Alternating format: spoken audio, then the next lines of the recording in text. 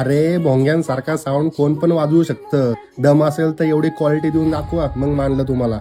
Everybody know us. Sanyog sound. This is the robot series. கண்மணி அன்போடு காதலன் நான் எழுதும் கடிதமே.